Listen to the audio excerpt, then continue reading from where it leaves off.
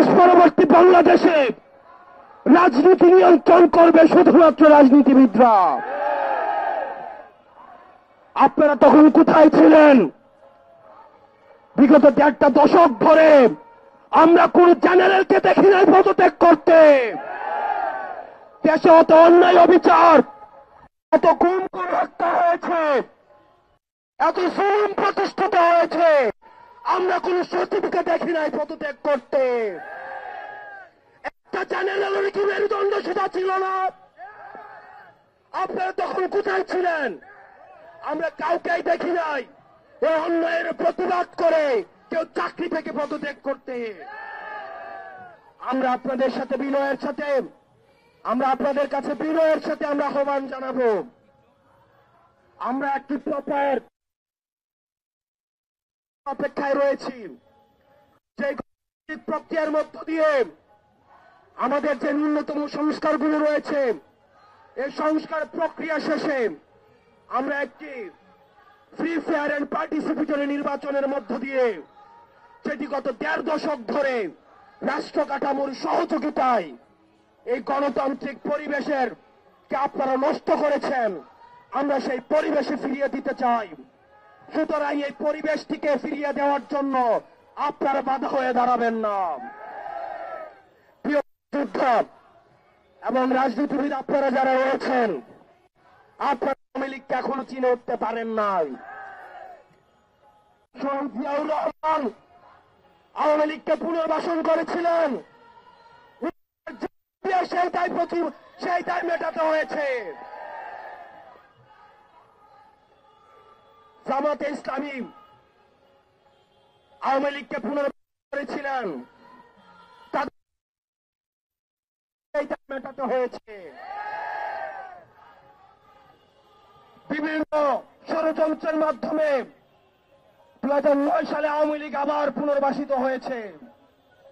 পিলখানা হত্যাকাণ্ডের মধ্য দিয়ে, রাষ্ট্রের প্রতিষ্ঠানগুলো ধ্বংসের মধ্য দিয়ে আগামী ১০০ বছর ধরে সেই দায় আবার আমাদেরকে দিতে হবে। আবার যদি কেউ আওয়ামী লীগকে আবার পুনর্বাসিত করতে চায়, তাহলে তার জীবন দিয়ে সেই দায় আবার পুনর্বাসিত করতে হবে। প্রিয় সহযোদ্ধা, আমরা আপনাদেরকে বলতে চাই, পরবর্তী বাংলাদেশ হবে next Bangladesh is without Awami League. পরবর্তী বাংলাদেশ বিনির্মাণ হবে যারা ফ্যাসিবাদ বিরোধী যে রাজনৈতিক দলগুলি রয়েছে, আমাদের বিভিন্ন বিষয় মত পার্থক্য হবে, আমাদের পলিসির জায়গা থেকে ডিসকাশন হবে, ডায়লগ হবে, এগ্রিমেন্ট ডিসএগ্রিমেন্ট হবে। আমাদের সঙ্গে আওয়ামী লীগকে এই রাষ্ট্র কাঠামোর বাইরে রেখে আপনাদের ভুলে গেলে চলবে না। কোন গণতান্ত্রিক প্রক্রিয়ায় ভোটের মধ্য দিয়ে কিন্তু আওয়ামী লীগের বাংলাদেশ থেকে পালাতে বাধ্য হয়নি। আওয়ামী লীগ পালাতে বাধ্য হয়েছে গণঅভ্যুত্থানের মধ্য দিয়ে। পৃথিবীর ইতিহাসে কোথাও কোন নজির নেই, গণঅভ্যুত্থানের মধ্য দিয়ে যারা পালাতে বাধ্য হয় তাদেরকে আবার নির্বাচনে ফিরিয়ে নিয়ে আসা হয়। সুতরাং আওয়ামী লীগের পতন হয়েছে ৫ই আগস্ট। ৫ই আগস্ট চূড়ান্ত সিদ্ধান্ত হয়ে গিয়েছে। আওয়ামী লীগের নাম, আওয়ামী লীগের মার্কা এবং আওয়ামী লীগের আদর্শ এই বাংলাদেশের রাজনীতি করার অধিকার হারিয়েছে। অন্তর্বর্তীকালীন সরকারের কাছে আহ্বান জানাবো, আমরা আপনাদের কাছে যে আশা করেছিলাম, এখনো পর্যন্ত আপনাদের দৃশ্যমান কোন পদক্ষেপ আপনারা দেখতে পাইনি। আমরা কোন নির্বাহী আদেশের মধ্য দিয়ে আওয়ামী লীগ নিষিদ্ধ চাই না, বরং আওয়ামী লীগ যে কৃত অপরাধ করেছে, যে গণহত্যা চালিয়েছে, যে মানুষের বাক স্বাধীনতাকে রুদ্ধ করেছে,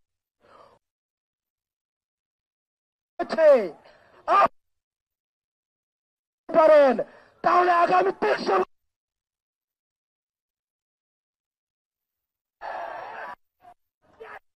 কিছুদিন আগে আপনারা দেখেছেন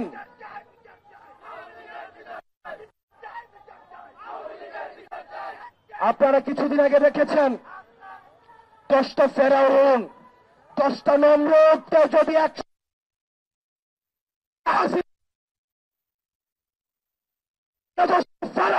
ভয়ঙ্কর, 10টা নমরুদের থেকেও ভয়ঙ্কর। এই বাংলার মাটিতে হস্তক্ষেপ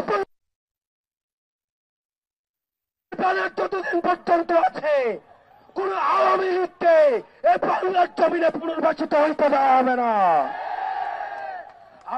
পরবর্তীকালীন সরকারকে বলতে আওয়ামী লীগের নিবন্ধন বাতিল করতে হবে। আওয়ামী লীগকে বিচার প্রক্রিয়ার মধ্য দিয়ে আওয়ামী লীগ বিষয়ে আপনাদেরকে সিদ্ধান্ত নিতে হবে। আওয়ামী লীগের বিচার প্রক্রিয়ার মধ্য দিয়ে আওয়ামী লীগকে নিষিদ্ধ করতে হবে। আমরা আবার বলতে চাই, আওয়ামী লীগ হচ্ছে একটা ট্রান্সপ্লান্টেড, এত ইম্পোর্টেড শক্তি। আওয়ামী লীগ কোন রাজনৈতিক দল নয়, এটা হচ্ছে ভারত আধিপত্যবাদের এক্সটেনশন। যখন আমরা দেখেছি সিএমএইচে এরশাদকে বন্দী করে রেখে একজন দামি বিরোধী সাজিয়ে নির্বাচন অনুষ্ঠিত হল, বিএনপিকে ক্ষমতা কাঠামোর বাইরে রেখে, গণতন্ত্র কাঠামোর বাইরে রেখে, তখন আপনাদের ইনক্লুসিভ ইলেকশন ছিল। যেই বাংলাদেশে 2000 শহীদের রক্তের দাগ এখন শুকায় নাই, সেই বাংলাদেশে আওয়ামী লীগের কোন ইনক্লুসিভিটি হতে দেওয়া হবে না।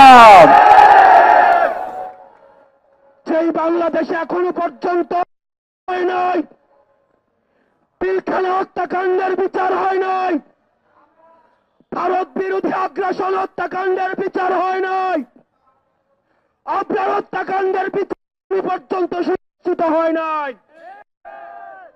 যে বাংলাদেশে জুলাই দেশে গুম খুন হত্যা এখন সেই হইতে পারে না। আমরা প্রশ্ন রাখতে চাই, 2014 সালে যখন 153টা আসনে কোনো ভোট হয় নাই, তখন আপনাদের ইনক্লুসিভ ইলেকশন কোথায় ছিল? আমরা আপনাদের কাছে বিনয়ের সাথে প্রশ্ন রাখতে চাই, 2018 সালে যখন মিডনাইট ইলেকশন অনুষ্ঠিত হল, তখন আপনাদের ইনক্লুসিভ ইলেকশন কোথায় ছিল?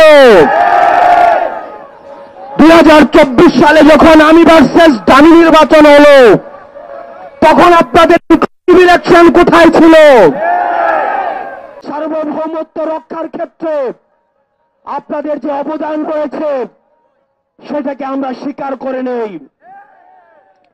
কিন্তু আমরা বলতে চাই, রাজনৈতিক পরিমণ্ডলে আপনারা ক্যান্টনমেন্ট থেকে গত 16 বছর যেভাবে নগ্ন হস্তক্ষেপ করেছেন, যেভাবে ক্যান্টনমেন্টের বিভিন্ন দপ্তর উপদপ্তরের মধ্য দিয়ে আপনারা